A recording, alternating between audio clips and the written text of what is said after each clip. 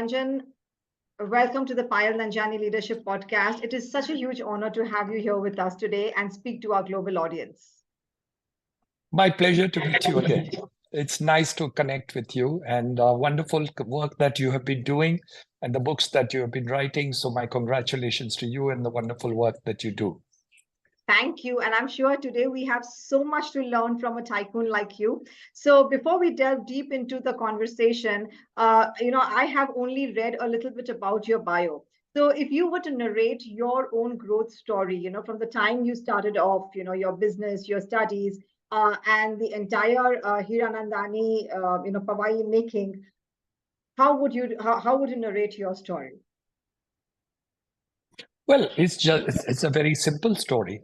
The simple story grows that I come from a family of doctors, so not from business, and I'm a first generation business person, and ventured into the world of business quite fearful, not really knowing where I'm going to ultimately reach.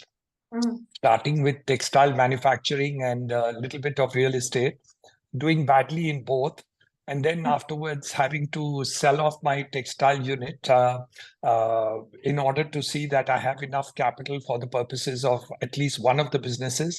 And then, of course, took the final plunge, which really I was very fortunate to be able to make very successful. So all in all, a story of a person who is a first generation business person who had no background of business whatsoever from the family, as is normal tradition in the Indian side, not really any business background. Wow. So you were never pressurized or you never had a desire to get into the medical field just because you were surrounded by everyone in that field? I mean, that's just a safe Of course, place. Of course it was. My father was a very, very eminent ENT surgeon, Padma Bhushan, Dhanvantri Award winner, very, very, very successful. Wow. But I got a chance because my elder brother became a doctor.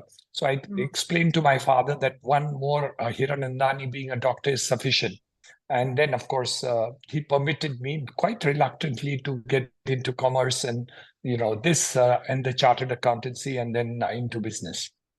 Okay, wow. That so you've treaded the path which was not traveled by anyone in your near family. So tell us a little bit about your No. story as a first generation entrepreneur. What was it like for you?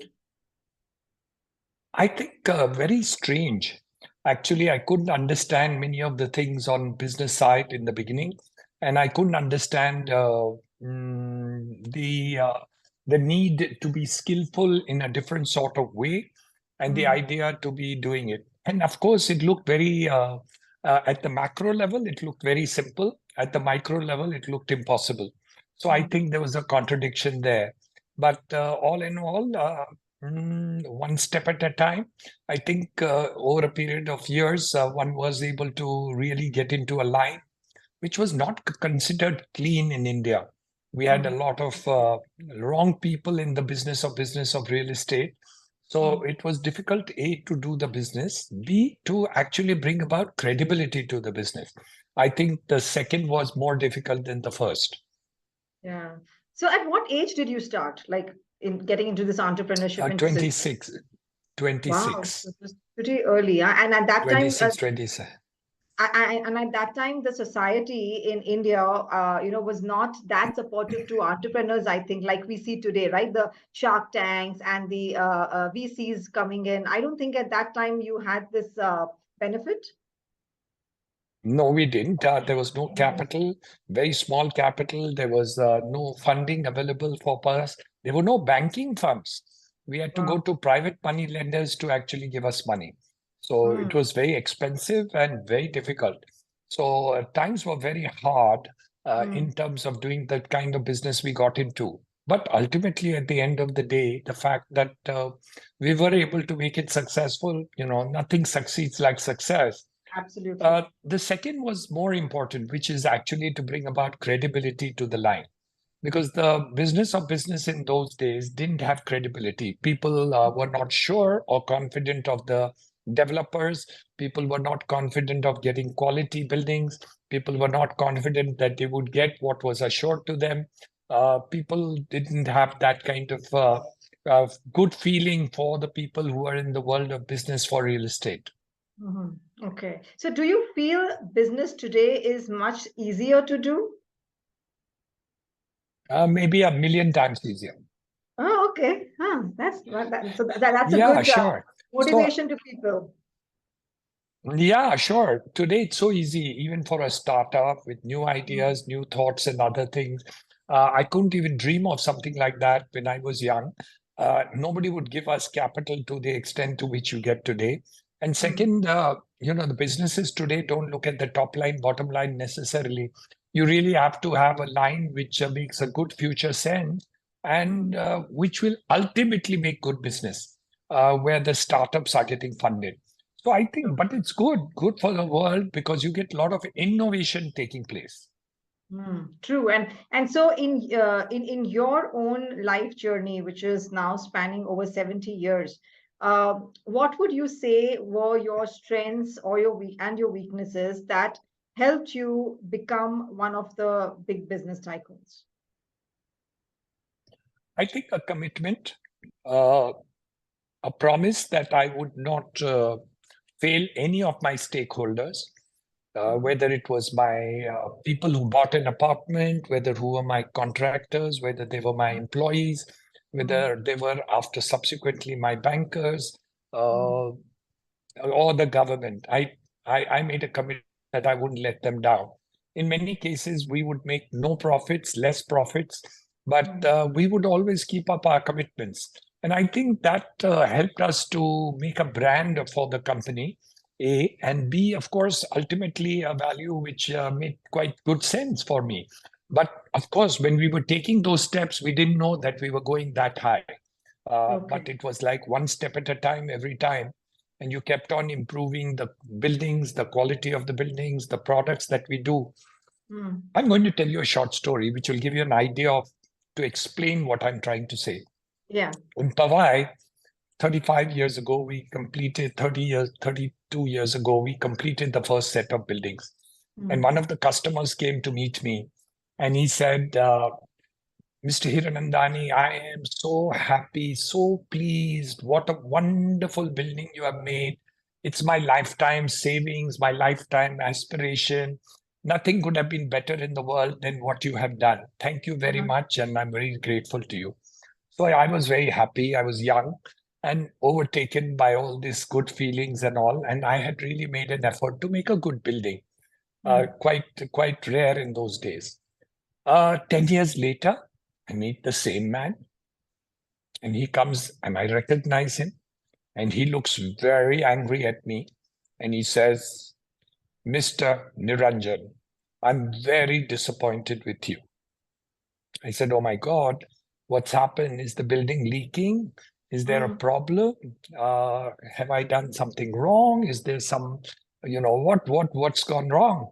Because I remember you. And I didn't tell him what I remember what you told me. So he says, Mr. Hiranandani, I have seen your latest building, which you have just made, and it is so much better.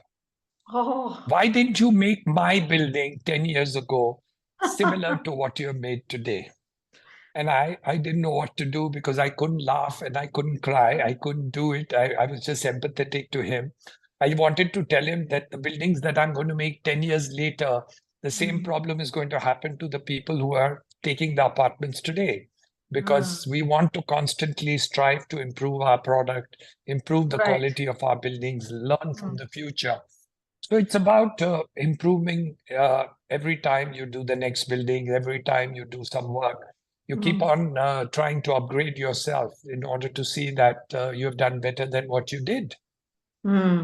Okay. So, like you said, when he saw the new building, he was like, "Why did you not do this 10 years back?" And you're like, "No, I'm going to do something more and different 10 years later." So, how are you working on all this innovation and transformation, or, so that you're ahead at all times? Well, it's a practice in the company to constantly be a learning company. We Mhm, keep on improving our products. We keep on improving the style. We keep on improving the design. We keep on improving the material components. We try to see that what will make our stakeholders happy.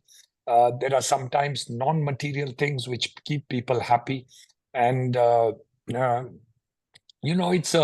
it's sometimes in the earlier days it was more a product component. Today it's also a service component. You think you're selling real estate? It's not Yeah. only real estate. You're also selling a service.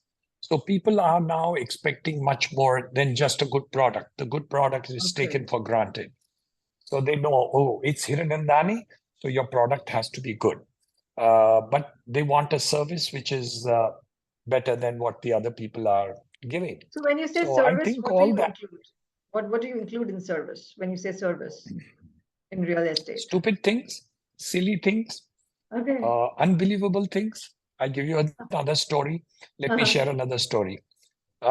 Many years ago, somebody came and told me, maybe 10, 15 years ago, and came and told me that, thank you very much, lovely building that you bought and all that stuff. I've taken possession last week, Mm. etc. And it's very nice, etc., etc., etc.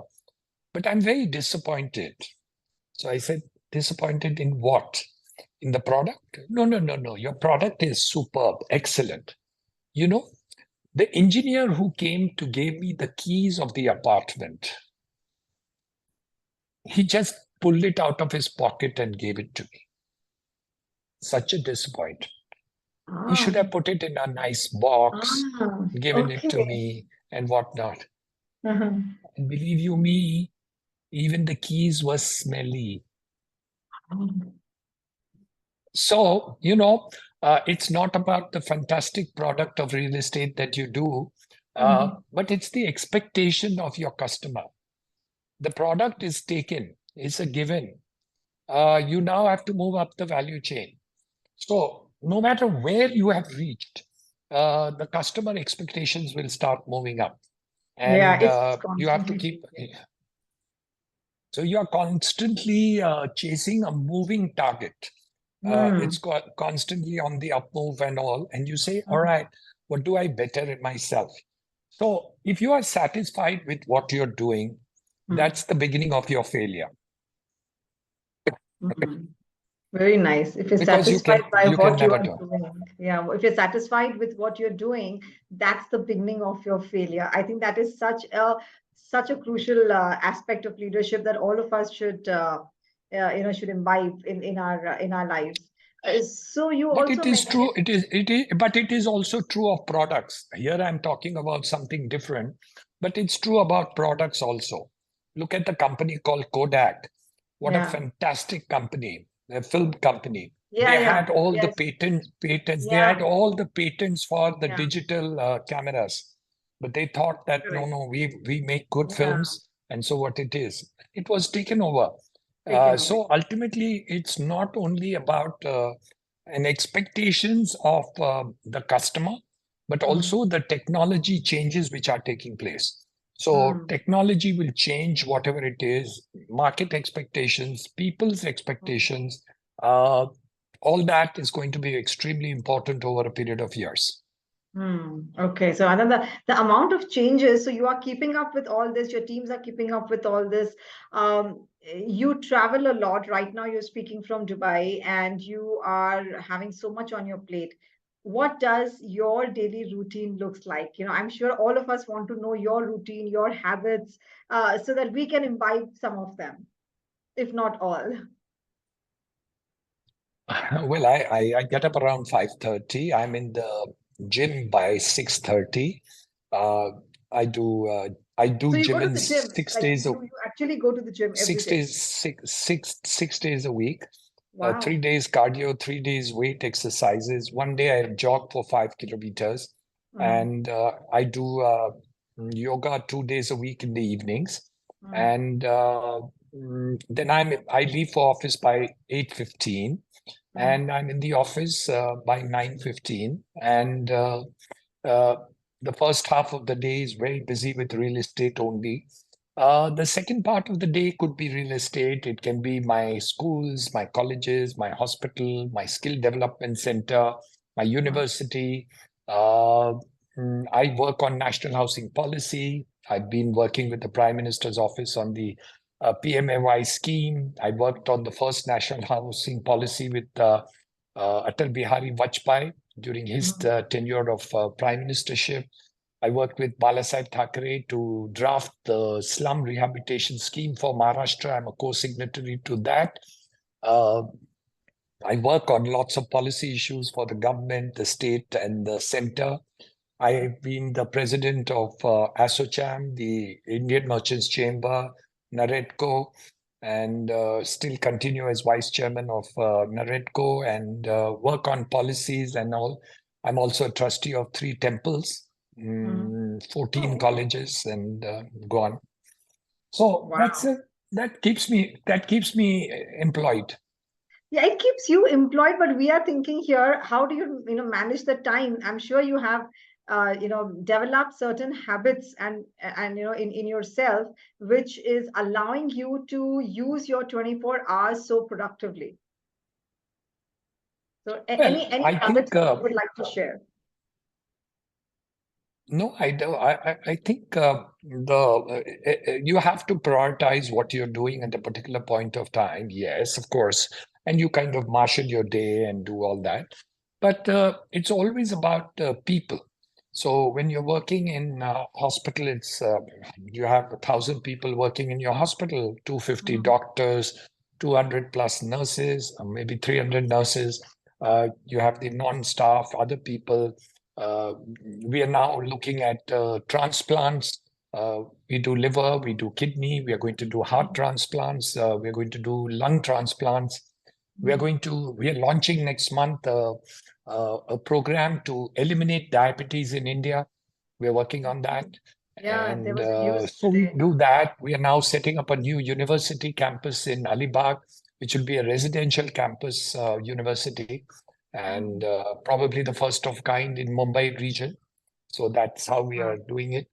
But prioritization, you have to keep prioritizing every day. And of course, there is conflicts. My grandchildren want some of my time, and sometimes I'm busy. Sometimes I tell people, sorry, I'm with my grandchildren. So I think you have to make a kind of compromise every day. But every day, as long as you every day is a compromise. You do some, so you lose some. Very But right. I Very enjoy true. I enjoy what I'm doing, both the business part of it and the not-for-profit. My hospitals and education is not-for-profit. Okay. So that is like a philanthropic, is that more of a You philanthropic? call it philanthropy. For me, it's a part of my heart. So I don't know Wow. whether it's philanthropy. I'm just I'm doing what my heart says. So somebody calls it philanthropy, somebody calls it CSR, somebody calls it LCL. I just Okay. believe I'm following my heart. So That's amazing. that's why you can work so much on it. Otherwise, you can't spend so much time Yeah. and devotion to Very it. right. Very right. It requires a lot of time to do these things well. Yes, yes. And especially like you said, if you're doing it from your heart, then you really do not look around for other things. You just want to see it growing. And you're doing all of this, as a part where India is growing. So where do you see India's growth? Like, what would be your take on India's growth now? We are now at 7% growth, which is among the fastest in the world. My target would be probably by next year, we should be 10%. We should be faster, maybe 30% faster than what we are today. And if we can achieve that, we would beat the rest of the world very soon. But the question is that the credibility which India has brought to the table, the balance in geopolitics between the West and the East, and the leadership which our Prime Minister has shown is fantastic. Number two, we have an opportunity of China plus one. We shouldn't lose this opportunity. The balance in terms of manufacturing and services, in all the other things is fantastic. Growth is beautiful. Infrastructure is wonderful. I think the future is there in India. And the next 5 to 10 years, it's going to be the India story. So unless we, bugger it up, which could happen, but as long as I think we have a leadership in Mr. Modi, it's not likely to happen. So I think I have great expectations from him that he will make it succeed, and the country will grow fantastically. We do. We all do. Yes. And even from the time I have come to India, I am seeing there's a lot of entrepreneurship growth happening here. There's a lot of focus on entrepreneurs and a lot of support going on for them. So I think that itself is taking India on another platform. True. So I think we have a great future. You can see the development. Mumbai region, where we both come from, we are now adding 330 kilometers of metro in the Yeah. next 2 years. We Mhm. had only 190 kilometers in the last 60 years. We are adding 330 kilometers. We are adding a cross harbor bridge, which will connect the mainland of India to it with Yes. a 22-kilometer bridge by the end of the year. We are putting up a new airport in Mumbai, in Navi Mumbai. So there's a huge Okay. future of growth, which is unbelievable. And I do hope that we can sustain it. And that's going to be really important for us. So it's a Absolutely. wonderful country to be in at this point of time. I couldn't agree more. And sustaining, I think, is very, very important. Um, uh, you know, you have always believed in leap of faith in the dark, and and you've made it successful just with that belief, that leap of faith in the dark. What would be your take on that? What is the reason that you believe in this so closely? Why is it so close to your heart? It's something which is in me. Uh, and it's now gone to my children too. So if you take my daughter Priya, she set up Zenta Technologies at age 23 with 12 employees, and she sold the company in the US $400 million at age 27, 28. Wow. My son is in Dubai. He has built the second tallest residential tower in the world, the 23 Marina, in a time when there was a recession. He's also doing data centers, gas pipelines, and warehousing and uh, industrial parks with the Blackstone joint venture partnership. So it's not. I think it's you just bring a culture in your family, and then people follow. So Mm. when I tried to leap in the dark, my father was petrified. Now, when my children jump and leap in the dark, they petrify me. They say they're getting even. But you are but you know what leap of faith in the dark looks like. So I don't think you would be that petrified like maybe your parents. You know something? There are two roles. The Mm. role is an entrepreneur role and a father's role. The father's role is the fear that the children will not succeed, Yeah. while the entrepreneur in me says, yes, take a jump. So which one dominates in you? Is it the father role or the entrepreneur role? Uh, I think my children and my grandchildren and my daughter-in-law mentioned it yesterday. She Mm. said that their entrepreneurship thing is all your fault, that they do such big jumps. So I think I'm getting the credit for it. Okay, that's a good one.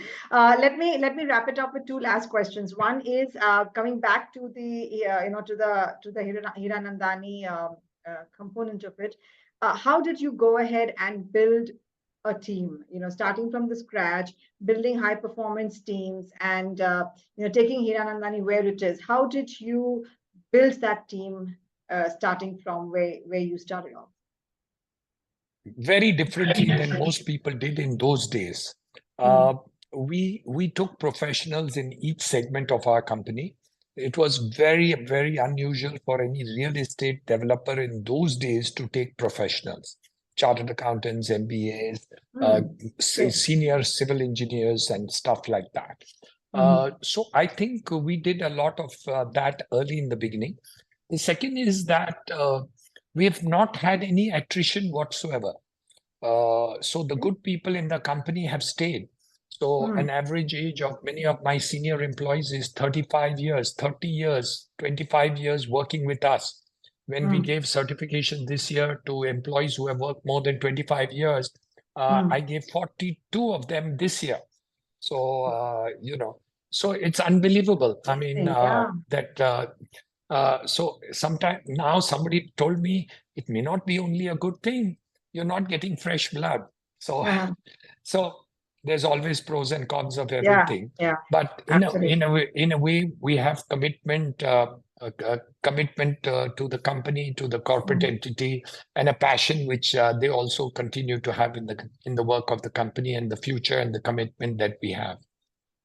That's amazing. I mean, just looking at the way you started off building it differently from what others did, you've given us so much nuggets to walk away with, but like they say, you always want more. So, what would be your one single piece of biggest advice for people who want to succeed in their career life? I do speak to a lot of students, IIT, MIT, all the other places I do. And I tell every student, because every student cannot be a genius, but every student is something. You may be below average, you may be average in this thing. And I tell them and share a secret with them to make the average, below average also highly successful. And I tell them that you must take one step every day to improve yourself. Just 1% improvement every day. And I asked the class of students, can you improve yourself today, tomorrow, just 1%? And they say, very easy to do. If I ask them to improve 100%, it can never happen. It can never And I happen. said, at the end of the year, you'll improve 365%. And if you compound that over a period of years, an ordinary person who has constantly tried to improve himself will become a super success. Look at what type of success we have in India. A chai wala, ordinary chai wala, has become Yeah, a prime minister of India. Do you think anything can happen. he would Yeah, have been most of the people would be a good chai wala, restaurateur, yeah. maybe think of a hotel. But a chai wala becoming the prime minister of India, he keeps on improving. And even today, he wants to work on geopolitics. He wants to see that he does more for the world, for the environment, for defense of the region, for manufacturing, for infrastructure. So we can all do that. And Mr. Modi was considered to be a very average person in terms of intellect at the time when he started life. So an average person can become a superman. I agree. That is such an inspirational story of his which you have brought out, and you yourself are such an inspiration. It makes me realize that every single day you might have also practiced the same thing, 1% improvement every single day. And even in my workshops and coachings, I tell the leaders, I said it's all about that little steps that you take, like you said, the 1% that you take. It's not about the whole picture. It's about just the next step that you want to take. So I think you put that up so clearly. And knowing your busy schedule, thank you so much for being a part of this podcast and taking the time out to come and share your success and your experiences with all of us. My pleasure to be with you. Thank you. Thank you. And this one's for our audience. This is Dr. Niranjan Hiranandani and Payal Nanjiani wishing you loads of success in your career life. God bless.